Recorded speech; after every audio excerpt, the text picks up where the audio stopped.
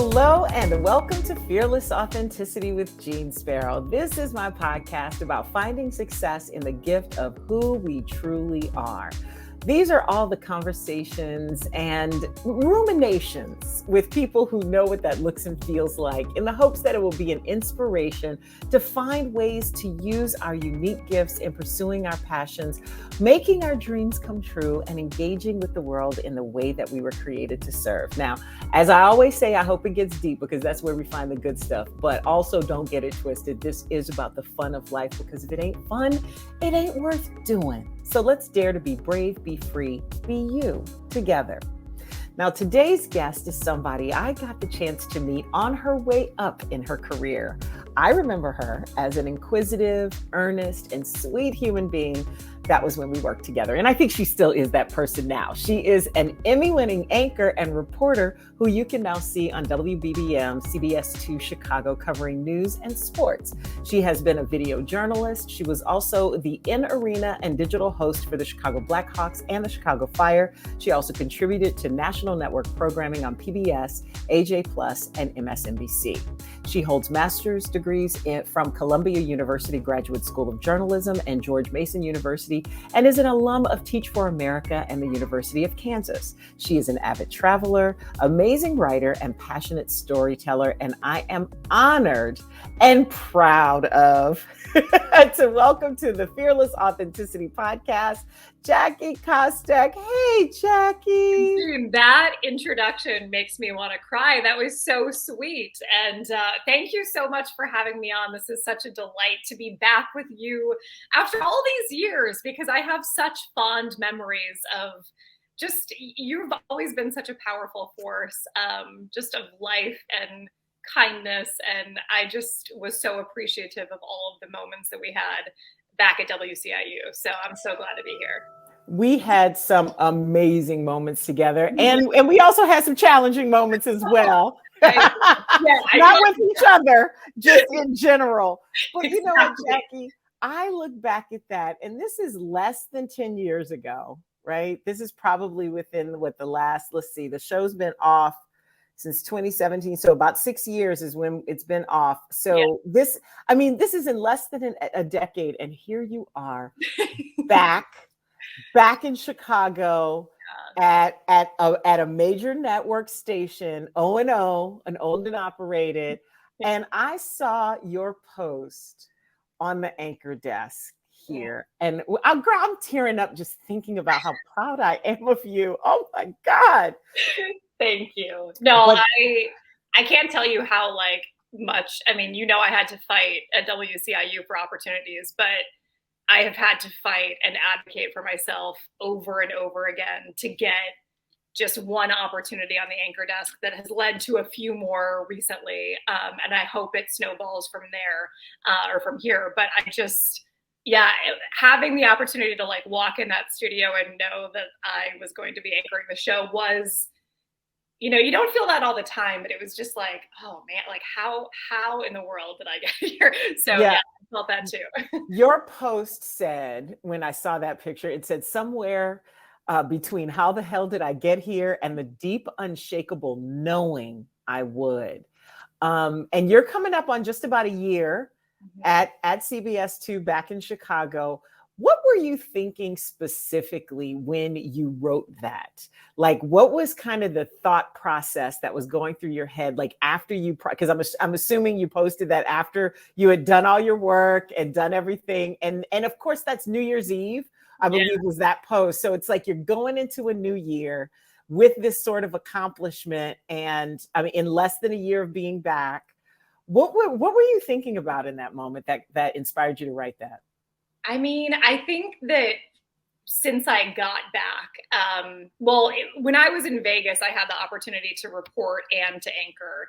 And it was on the anchor desk that I just felt like I was finally in alignment with what I am really supposed to be doing. And I think there's a couple, I have a couple purposes, I think, in my life, but I felt it was the perfect platform to be able to share light and warmth. And I mean, that's not the normal place to feel that on a newscast. Like, especially, I mean, most newscasts are just very depressing and it's a lot of hard news and crime and all of that. But I just felt like I could actually share, in addition to informing and educating and sharing the news of the day, I felt like I could just be perfectly myself and like share what I have to offer, which I think is just, if I can leave people with like just a little bit of hope, that's the goal. It's like, I want people to leave watching a show that I anchor and feel a little bit better about the world, not worse. I don't think most anchors would say that, but that's just, I felt that so strongly in Vegas. And so when I came here, it just has been such, I would say, a struggle, honestly, to get those opportunities. And it makes sense because now I'm in a much larger market. I mean, Chicago, there's so much talent here, and there's so many people at CBS who have worked so hard to be in the positions they're in. And so I didn't expect to just walk in and have those opportunities, but I was hoping that I would get a chance at some point. And so it has happened. So I think in my heart and soul, just in every fiber of my being, like, I know that I am good when I'm in that role, and I just have so much to offer. So I knew that it would happen eventually, whether it was here or whether I would have to leave and go somewhere else. But then also when you walk in and you actually get to do it, you're like, how the hell did I get here? It's interesting because it's like, the thing is that I think what happens, and I also feel the same way about my work, and I'm so glad that you've continued doing that, because we had those conversations about like how we purposely were trying to do that when we were together at the U, and all of us were working on You and Me this morning. That's what we were trying to do, is leave people with hope. Yeah. But one thing I think that happens, though, especially with career, is that you make all these little incremental steps. And then there are these big leaps in the middle of them, but they're also kind of predicated on all the steps you take before. So by the time you get to that thing that you thought was so far away, it's like you snuck up on it and it snuck up on you. Yeah. And so I'm sure that was it's the first ones are always like, they let me do this? I'm like, me this time? Like, it's gonna be my show. I get to toss to weather. Like, I get to do all this. No, I completely agree with you, though. I think, I was sort of worried that it had been, a solid chunk of time between anchoring in Vegas and getting the chance here. But then I felt so strongly after that first show on New Year's Eve that, like, I just had the kind of a moment where I was like, you know what?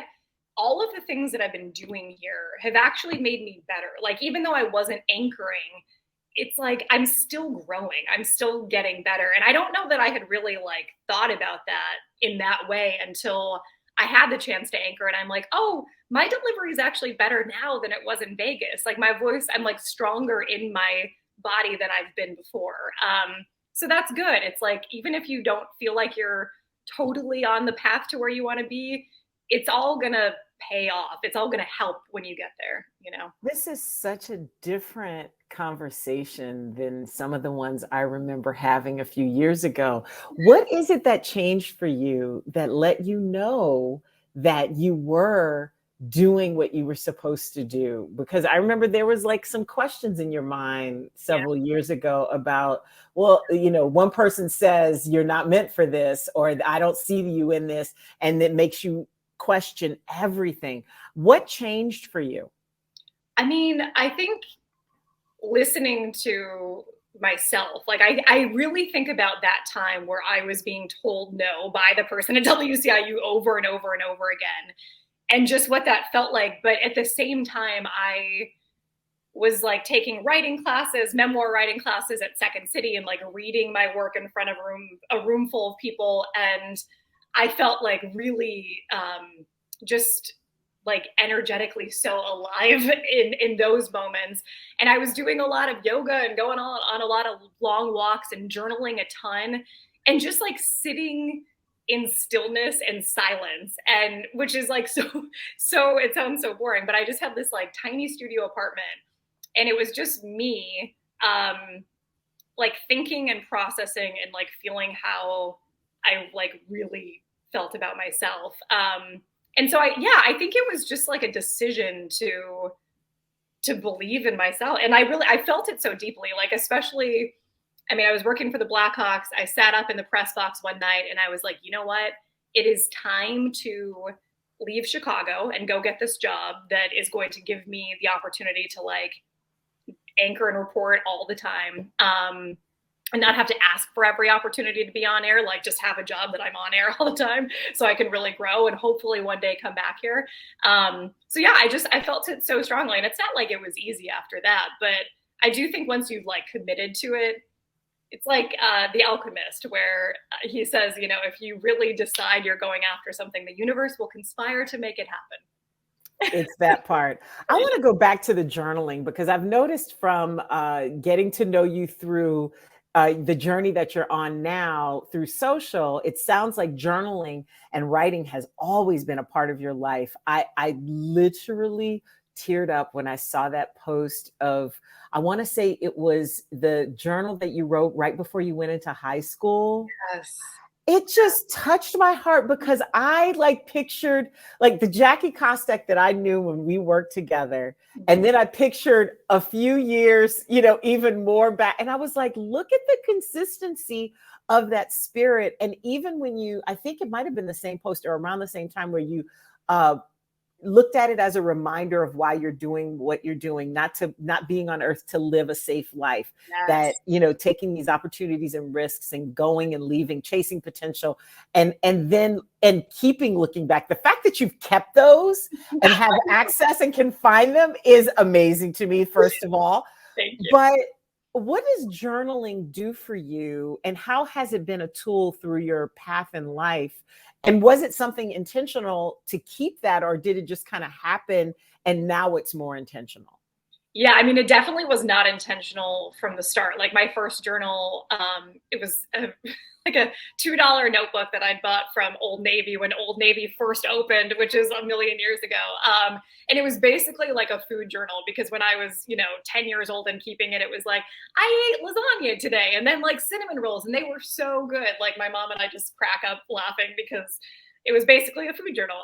So yeah, it definitely wasn't intentional then, but yeah, I think that like, I don't know why writing has always been for me the way that I process things, but it just has. And I look back on, especially, I mean, I had just started at WCIU and had broken off an engagement, which that was a really smart thing to do. And then I had like fallen in love with this other person, and we broke up a year later. And I read through some of the journals from that time where, we had just broken up, and this was a person that I thought I was going to marry, not the one that I was engaged to, which is kind of confusing. But no, I follow that. 100%. Okay, good. Yes. Okay, good. But at the same time, like my hair was falling out. I don't know. Do you remember that at all? Okay, yes. Because I had done one segment on it, I think, at WCIU. And I just look back and I was like, oh my gosh, I was so raw during that time.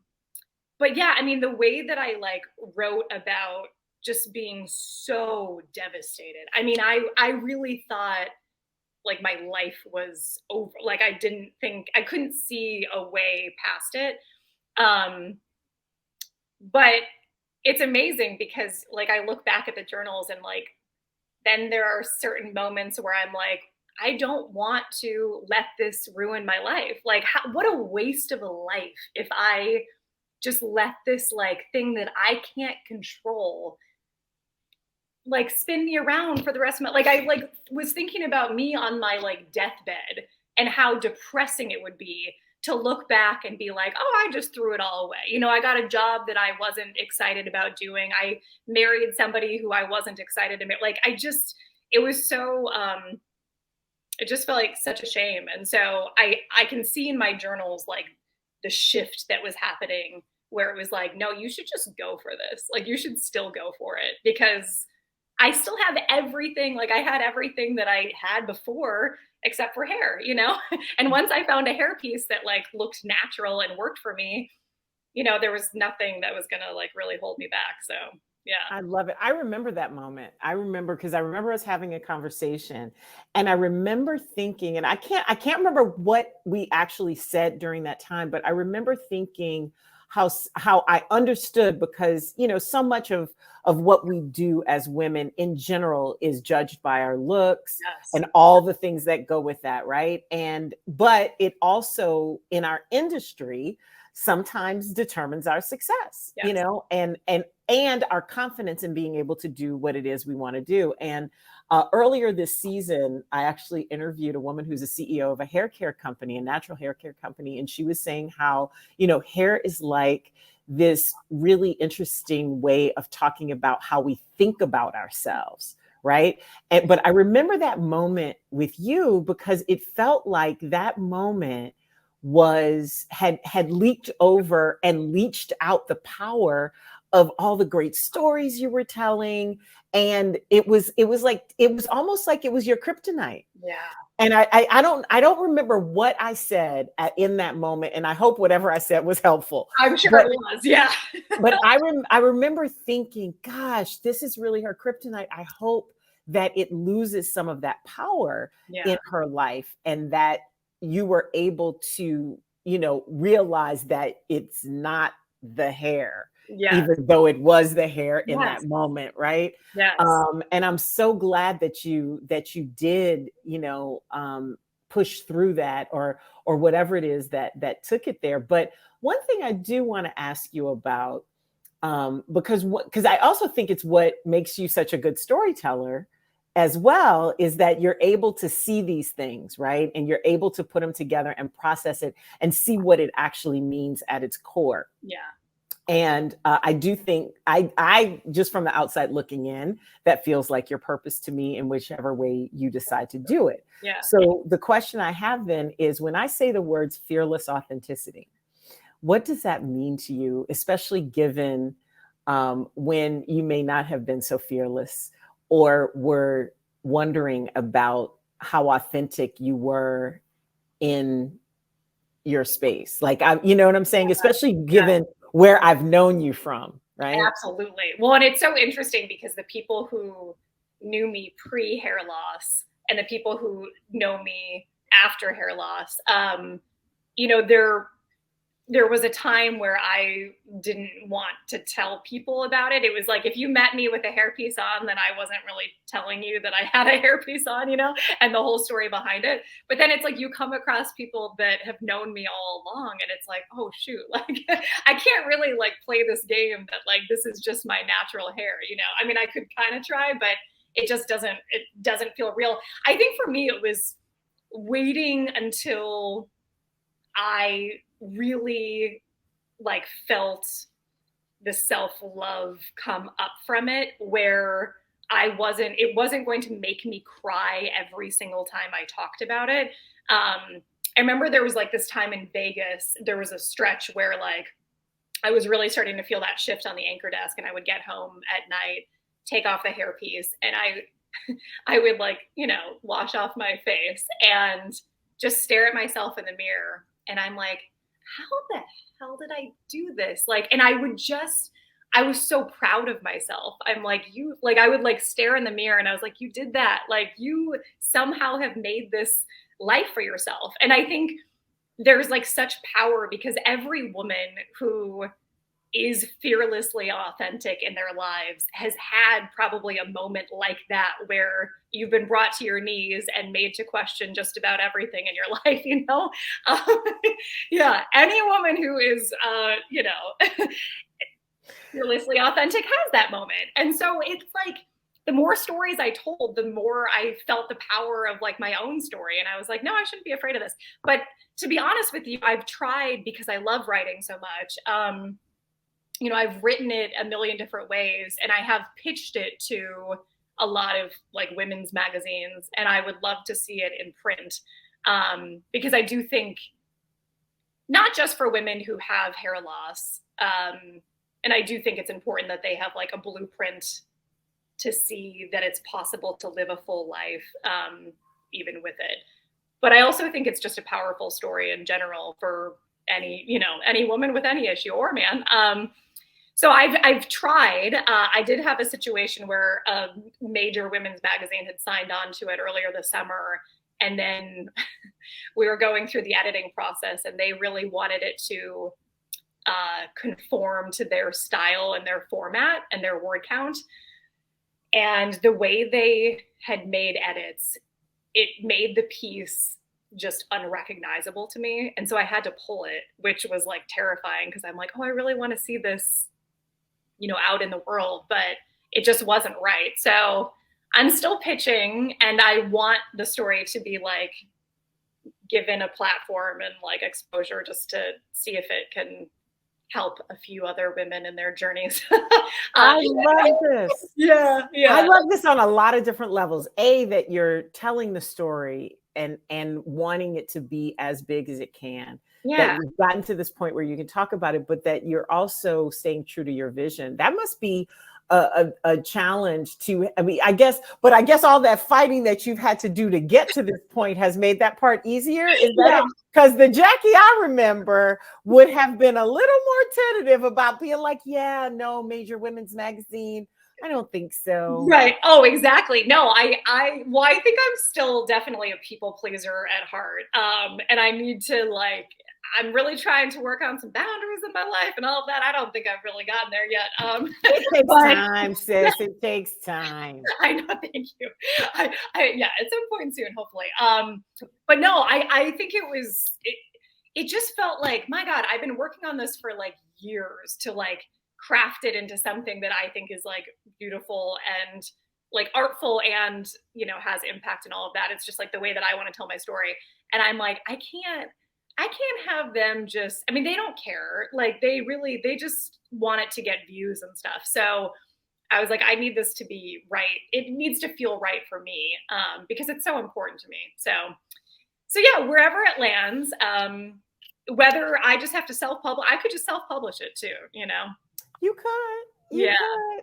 I want you to also think about where it goes next, okay?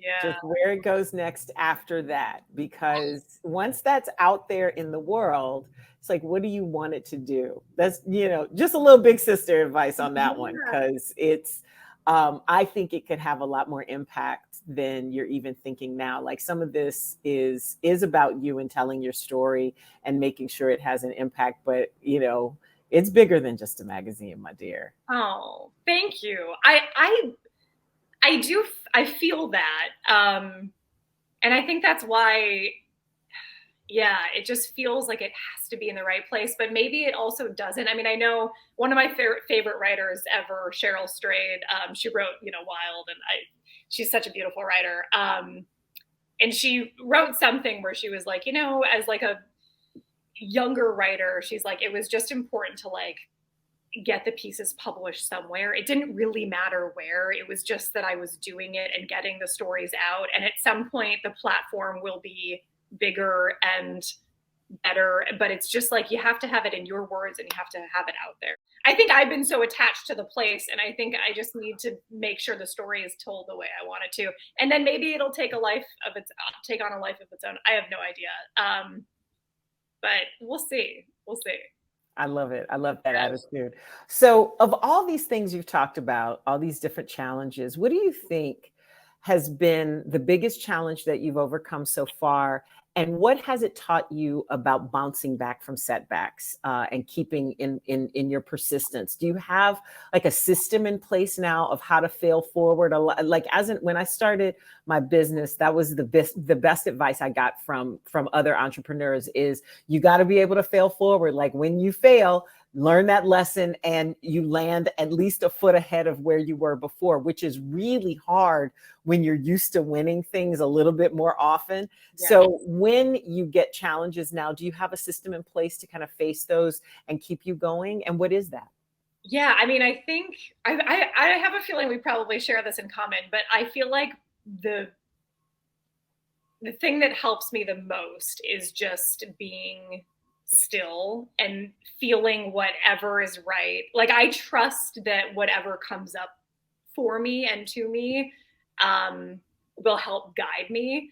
And so even to be honest, like there have been times at CBS where I've had to get really quiet and think about like, okay, if this doesn't work out in the way that I want it to, like if I don't get anchor opportunities and I don't get to grow in that way, you know, where do I go? And am I willing to leave so that I can go do the thing that I know fills me up and makes me feel alive in a way that some of these other things don't? But you only get that when you're like sitting quietly and you're like, okay, like that's it. This feels like such a struggle. I feel so out of alignment and I'm in like pain because I'm not getting to do the thing that I really know I'm good at and should be doing. Okay, like this might not be it. This might just be a stepping stone instead of the place that I'm going to be for a long time. And I do think that things are turning now, that, you know, I will stay for some time. But yeah, I mean, there have been times over the last year for sure where I've just been like, okay, like I didn't know what this was going to be when I came back, and it might just be a stepping stone. It might not be, you know, a landing pad for very long. And that's terrifying. But it is. Yeah. Because it looks crazy to everybody else. And inside your head, you're going, ooh, is that me? Wait, is it me? Am I crazy? And I've had a few of those decisions that I've made in my life where, you know, people, you know, are like, why the hell did you do that? Yes. And you're going to tank thing. Am I really? Am I really? Exactly. And standing in that is very difficult. And a lot of times I've been forced to do things like that, you know, where I've had to be like, you know what, this is just untenable. I can no longer do this. Yes. It is impossible. So I have to do it. And I don't care what anybody else thinks, but it is very difficult to not consider that, especially when you're like, okay, I'm really blessed to be here. This is what I said I wanted. And now all of a sudden it's like, yeah, I don't want it anymore. It's good. Yes. I've done it. I've done it. It's time to go. And it's like other people are there for 20 years and you're like, yeah, I've done my 5. Bye. I've done my 2. It's good enough. It's Jeanne, I could not agree with you more. And most people don't understand that, like you said, but it's like, I can't, it would feel worse to me to stay in a place that doesn't like fill me up. Like if I am totally out of alignment for a long period of time, I will be existing in the same place that I did, you know, when I was in the bad relationship for years. And like, I describe it, and I like wrote what I thought was like a beautiful line in my journal one time where I was like, I felt like I was living somewhere beneath the surface of the water. Like I wasn't like among the breathing people, but I was just like under the surface. And so I'm just not willing to live like that for a long stretches, you know? And sometimes life just throws you crap and you just have to, you know, you don't know what period you're in sometimes. But I think when you have some control and you can make a choice, then it's like sometimes you gotta choose to be happy. You know? Indeed. Yeah. Well, since we're talking about water, let's talk about these orcas, Mama. Yes, I love this. You recently took this bucket list trip to Norway to snorkel with the whales, which I think is just amazing. I don't know if I would have chosen to do it in a cold weather place, but okay. It was gorgeous, absolutely gorgeous. And again, this theme comes up of what's the point of living if not to do the things that make you feel alive. So talk to me about the symbolism of whales for you, how you got to that philosophy, and what's so inspirational for you about it. And, you know, because it felt spiritual. It was. But the funny thing about it is, because my mom asked me this too. She's like, when did you like become obsessed with whales? She's like, I don't really, but I have been for the longest time. I mean, they do appear in my dreams often. And I always think of them as like breakthrough. There's some kind of like a transformation or a breakthrough. Like when they jump out of the water or when they surface, like it is the most like breathtaking, beautiful thing. And, you know, I think marine biologists call that breaching, which is, you know, not necessarily the most fortunate position to be born from, but it is a birthing, right? To breach is to break through. Mm-hmm. So I could see that. All right. Okay, so you actually just connected the dots in a way that I had not before. And I feel like maybe that's part of it. Breaching. Okay. Yeah. I mean, of course I knew the word, but yeah. But yeah, I think, it's funny because I had been just working my tail off because I started at CBS as a freelancer. And what I never, I was working like full-time shifts, which was great, but I was working like crazy hours, which actually I'm still kind of work like 9-day stretches where I'm doing night side, day side, morning shifts, and my body was just totally out of whack all the time. And so at some point last summer, I was like, you know what, I need to do something for myself. Like I need to take a vacation, which I had not done all year. And I'm like, I want to go to see the whales. Like I need to go to where they are. I don't know. It was just like, let me just do this. And miraculously, I found this place in northern Norway where you can swim with them. And believe me, I would choose a warm weather location if they had them. But I think it's the only place in the world where they allow you to like get in the water with them. So I had to just go, I had to go to where they were. But yeah, I mean, I think it's just, it's such a perspective shift when you're able to like take yourself out of the monotony and grind of like your daily life. And you're like, oh, when I am like busy doing all of these stories all the time and, living a dream, but like also just exhausted a lot of the time, like all of these things are happening too at the same time. Like whales are like breaching, they're doing their beautiful thing. And so, I feel like the more often that you can like experience that and remember that all of that exists in the world, it's like, it centers you a little bit, Wow. So just knowing it is one piece of it. And then the visiting of it and having those memories kind of reinforces that for you. Yeah. Yeah. I mean, I truly like the first time I saw them come out of the water, like we had just left the harbor day one and there was like a whole pod right there. And I was like, I'm clapping, like I'm like half in tears. And my mom's like, what in the world? She's really lost it. But it just felt so, it was such a like joyful experience.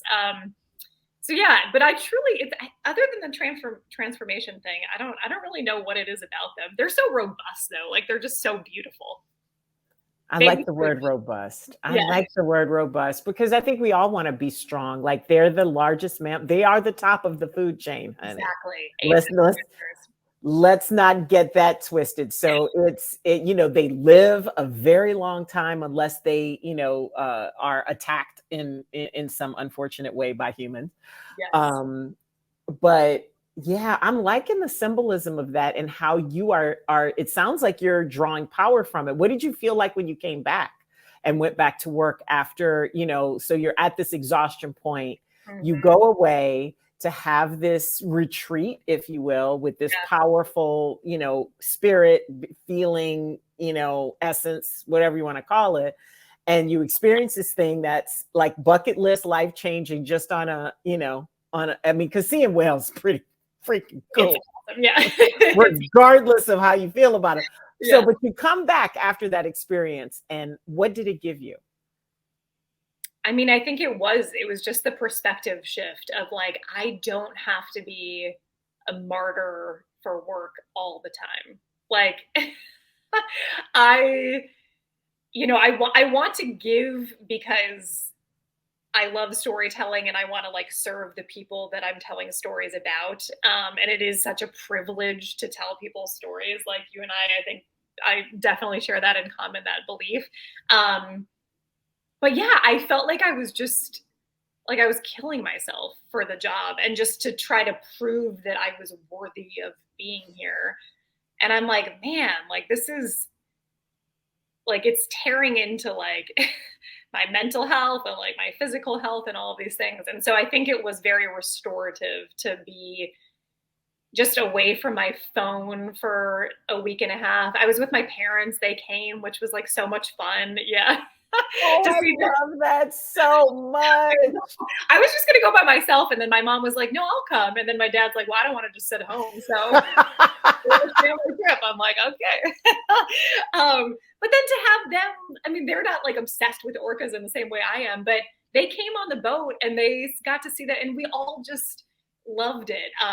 And so, yeah, to have that experience with them was a blast. And that's, you know, like my parents are getting older too. And so I don't want to be a martyr for work and forget that like this is essential time to be spending with them, because you just don't know what's going to happen, you know.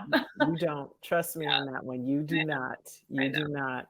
Yes. All right. So I have a question. You have a lot of gems here, a lot of advice embedded in these pieces. What's the best piece of advice that you've ever gotten? Oh gosh. That's such a good question. And I feel like there are so many good pieces of advice. I was thinking about this earlier and I like couldn't land on one. You don't have to pick one. No, I know. Now I'm like, well, you got to land on something to say. Like, wow, really ruminating on us. I think, well, I mean, just like trust being yourself and being like, don't be afraid to be yourself. I think that's key. But also like one no doesn't mean everything's going to be a no, you know? So yeah, I think that, honestly, I think that's the biggest thing is like one no is not going to be like, it's not going to be the end, you know, you got to just keep going, which is not like the most succinct, best way of saying that, but it is what it is, sis. Mm-hmm. Like at the end of the day, that is something you're living with, right? Mm-hmm. That's something we all live with is because some people hear no and it's a hard stop for them. And some people hear no, or they don't even process no. Yes. Right. And so, you know, if that's the lesson, that's the lesson. Yeah. Of all these things you've done, especially as a storyteller, is there a particular legacy? Like, am I asking this at too young of an age for you? Probably, but I don't know. You can still ask it. I love it. Because it sounds to me like you are so purposeful at this point. I mean, not that you weren't before, but it sounds like you know what you're here for. And to me, that sounds like legacy. So what kind of legacy do you want to leave on the world? Oh, geez. Well, I always think about what Maya Angelou told Oprah, that you don't get to decide your legacy. It's the way that you make everybody feel. I don't know. I think I butchered that too. But it's just like the lives that you've changed along the way. So I take such, it is such a privilege, I think, to be able to like come across people. And I really do understand that when I'm out in the field, like I have the power in a way to like make somebody's day and to make them feel seen and heard, which is huge. And I have seen firsthand like how that can change a person's life, or at least like give them a little boost to make them feel like they are worthy of having a story told about them, which everyone on the planet is worthy of having a story told about them. But I don't think everyone feels that in their daily life all the time. No. So I think, yeah, whether it's a hard news story, I mean, obviously I gravitate more toward like human interest feature stories, but yeah, I mean, I think, God, there have been so many stories. And I actually, what I'm doing now, actually for the first time this week, that I think is hopefully will be like part of a legacy that I can build up a little bit, is hosting like or leading storytelling workshops for kids and like young leaders. So there's a group on the West Side right now that it's called Community Leadership Fellows, and they're led by a couple people that I've met, friends of mine now, that I've met on stories. And they're incredible leaders themselves. One is a lieutenant with the police department, and he also like has this Chicago West Side sports group in Austin. And anyway, so yeah, the plan is just to kind of help them learn how to tell their own story and learn the power of their own story, because they're all doing incredible work in nonprofits and doing, just such special work. And it's like all of those stories are so worthy of being told. So I'm hopeful that that's part of the legacy, is like sharing this skill set and just helping people understand like that they get to make their own lives and they get to like write their own stories in a way. Cause that's what I thought about a lot when I was losing hair and stuff. I was like, how do I write my own story? Like, how do I write my way out of this? So yeah, I think stories are so powerful. You and I both believe that. Indeed. I mean, that's my life's work as well. And I think that as many of us, I think you hit on something really important though, when you talk about everybody has a story that's worth telling, but a lot of people don't recognize that it's worth it. It's, I actually met a woman recently who just had a random conversation with him, like, you'd be a great guest on the pod. And she's like, what? And I was like, no, ma'am, yes, you got it figured out. And even though your idea, I said, if somebody were to ask you were successful, would you say so? She was like, well, not in the mind. I said, I said, how do you feel? Do you feel successful? She was like, absolutely. She was like, I live half my year at the beach, and and the other half of the year I see with my, my kids, and I do this, and I can work wherever I want. And and she just kept talking, and I was like, "Oh, you don't have a story to tell?" Right. Oh, okay. You don't have enough to say on a podcast? Okay, yeah. No. Oh, okay. I'm gonna let you finish though. Please send me the link to her story when it airs. Yes, indeed. Yes. It's just you know what though? But I think we are accustomed or cultured to believe that a story has to be a certain amount of big to make an impact. And the reality is it's the little stories that actually make the biggest impacts, period. That's just how it goes. And, the thing that's little to you might be really big to somebody else. Yeah. I love that you're doing that. Starting the legacy early. Well, I mean, I don't know about that, but also even like last year, it's like, okay, when you're feeling a little, down for whatever reason or out of alignment, like the best thing you can do is help somebody else. Like, it's not, I mean, cause I'm like, oh, how do I feel better? Like, how do I do this? And it's like, no, it's not all about me. And if I help somebody else, then like, maybe that will help me feel more like myself again. And so I think, and it's just also knowing like the power of this platform. It's not just, putting stories on CBS, but it's like, you can touch every life that you like meet along the way. Like that's so such a snowball effect. So yeah. Indeed. And seeing ourselves reflected in other people, I think also helps us to see that worth. And because when you're telling a story, you're also part of the story where, and even though I think as journalists, we're often, told that there's this distance and things. And yes, there may be, you're removing yourself from it. But I think we tell ourselves some lies about how we participate in those stories. And we need to get a little more honest about what it is we actually bring to it, because it can be such a gift, not just for the person whose story we're telling, but for ourselves. And I think that's part of the reasons why I'm no longer interested in the way that we do journalism, because I've done that, right? And now that I'm on in a different path for it, it's an interesting perspective to have. Yes. And I think that things are changing and shifting, and I like it a lot. All right. Me too. I got a couple more questions for you. Okay. Of all the things that you've been doing lately, what is your proudest achievement so far? Okay. And I think I know some of the answer to this because you did kind of hint at it earlier. I always ask, what do you dream of doing? Yeah. So proudest achievement. Okay. Proudest achievement. I mean, I think like, it's just continuing to be on this path. Like, I think the fact that I ended up back in Chicago, there are times where I still feel the power of that because I walk by WCIU almost every day because I live near WCIU. And so I still feel like, oh my gosh, like I can't believe I like was able to come back and, do this. No, I actually, so I have, yes, anchoring my, yes, I know.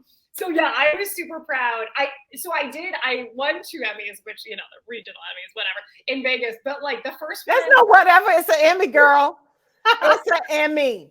I know, It's an Emmy, period. you know how it works. So, I mean, the first one, like, it was like a team, and it was just like not quite as, I don't know. I was like, I kind of contributed, but like not fully. But the second one, it was also a team one, but it was for breaking news coverage, which I had anchored the protests in May of 2020. And so I was on the desk and tossing till we had like a bunch of different reporters that were out on the strip and like in downtown Las Vegas. And anyway, I think that was one of the first moments where I really felt like powerful in that chair. And I was like, oh man. And I remember I got a text from my boss right after, and he's like, you should consider doing this for a living because you're pretty good. And I was like, oh, thank you.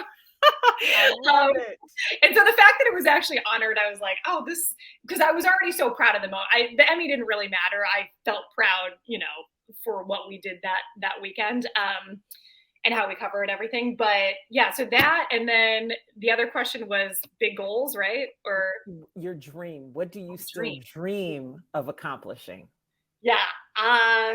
3 things. I still dream of anchoring a network morning show. The Today Show was always the dream. And within that, covering the Olympics, it's always been a dream. And then having my story out in the world. Landing in the right place wherever it's meant to be. Well, I'll be sitting here watching and waiting for those dreams to come true, Ms. Jackie Kostek. Thank you, Jeanne. My final question that I always ask every single person who is on the pod: when do you feel that you are at your best, truest, most authentic version of you? Gosh, that's such a good question. When I'm writing, when I'm just like by myself in a quiet place and putting my thoughts on paper. Yeah. It's a really, I don't know. It's like I said before, it's just the way that I process what's happening. And I feel like the divinity of like in me, which is like such a beautiful thing. And yeah, it's that. I think when I think about like fearlessly authentic, it's just those are the most real moments because I put it all out there for sure.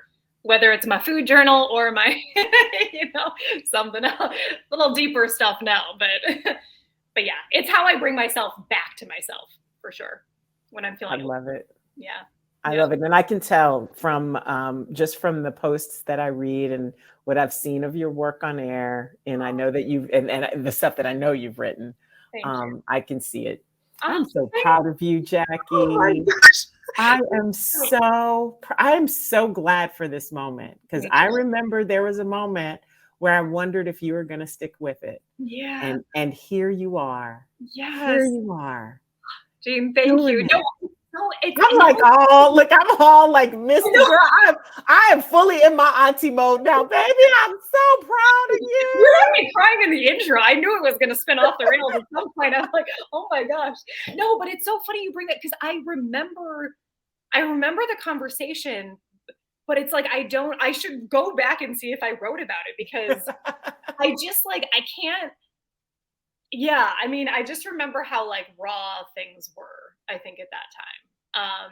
And there was so much uncertainty, but I can't remember exactly like where I was in figuring. Yeah. I don't think it matters as much. We both remember the essence of that moment and kind of how because what I felt was I thought, wow, it'll be a shame if somebody else's words, and somebody else's no's keeps you from doing what you're supposed to do. And then I remember thinking, I was like, well, maybe she's supposed to do something else if this doesn't end up going it. But the work I had seen, I was just like, gosh, I hope she still keeps doing it. And I'm glad you did. Thank you so much for taking the moment and sharing all that with me today. Thank you. Thank you for having me on your podcast. And thank you for saying all of the kind things and just being cheerleader and supporter. And it's like so wonderful to have somebody that I just like respect the hell out of be in my corner. So thank you. I appreciate you so much. So you know what I love best about my conversation with Jackie is the fact that I got a front row seat to seeing how she has grown over the years in her career and knowing now the answers behind some hard questions that she asked herself and how she was able to move forward. Couldn't be prouder and couldn't have learned more. Like one of the things that I love, and this has been a definite theme this season, with guests on the podcast, is the power of stories. And for Jackie, I'd like two different layers that she talks about. First, for herself, how the more stories she told, the more she felt the power of her own story. And it's almost like using your story as self-care and empowerment for yourself, how journaling and writing for her is the way she processes things. So knowing that, and then using that to see how far she's come when she goes back and reads them. You know, I have to admit, in the past, I've been one of those people that I don't ever look at my journals and often end up tossing them out. And I love that opportunity to see things and then give yourself this opportunity to ask the questions that can shape your life. How do you write your own story? How do I write my way out of something? Or how do I write something into creation? And that's where the power of the stories of our own lives lives. And then I like how she sees stories and telling them as part of her legacy, whether it's reporting on stories. And then it becomes empowerment too, where she plays a part in letting people know that they are worthy of having a story told about them, because everybody is. And we don't often feel that in our daily lives sometimes. And then the other part where she shares the skill set of telling stories to help others learn how to tell their stories and learn the power in them. And that also helps them understand how they get to shape their lives and write their own stories too. Now, the other thing I love is it is one of the freest things in life, is being willing to put everything on the line, take that risk and say, okay, if this doesn't work out the way that I want it to, if I don't grow in the way that I want it to from this, where do I go? And being willing to ask that question.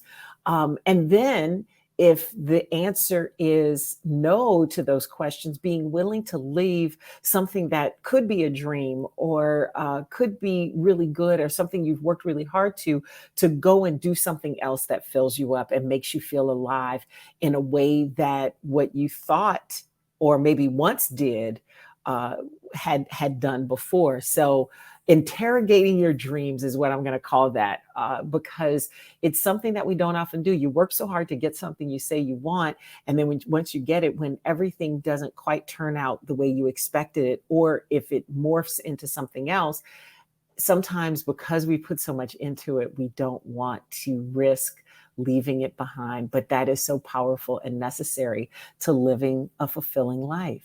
Jackie, I'm so proud of you. Thank you for sharing your journey and your stories, and I can't wait to see what you do next.